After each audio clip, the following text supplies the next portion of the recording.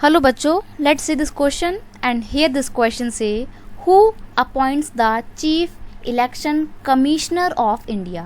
Question आपसे बोल रहा है कि जो इंडिया के चीफ इलेक्शन कमिश्नर होते हैं उनको उनकी पोस्ट पर अपॉइंट करने का काम कौन करता है, उनको उनकी पोस्ट पर बिठाने का काम कौन करता है।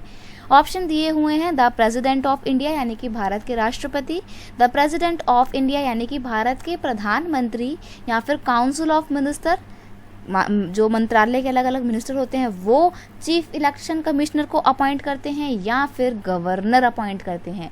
तो यहाँ पे आपका आंसर क्या सही है? आंसर है ऑप्शन ए बिल्कुल सही कि जो इंडिया के प्रेसिडेंट होते हैं वही चीफ इलेक्शन कमिश्नर को उनकी पोस्ट पर अपॉइंट करते हैं। ऑप्शन ए आपका यहाँ पे बिल्कुल सही आंसर है।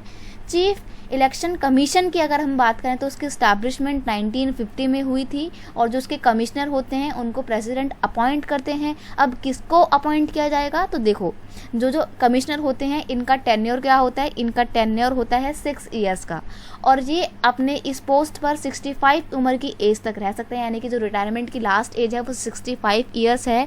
और जो ये कमिश्नर हैं चीफ इलेक्शन कमिश्नर, ये उनके पास उतनी ही पावर होती है जितनी सुप्रीम कोर्ट के जज के पास होती है। They enjoy same power as supreme court जज डज।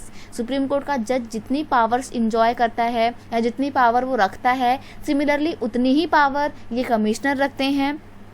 और ध्यान रखिएगा, जितनी सैलरी सुप्रीम कोर्ट के जज को मिलती है उतनी ही इनको भी मिलती है। दोनों का बिल्कुल सेम रिस्पेक्टेबल स्टेटस है पूरे इंडिया में। तो बहुत पावरफुल बॉडी होती है चीफ इलेक्शन कमीशन और इसके कमिश्नर।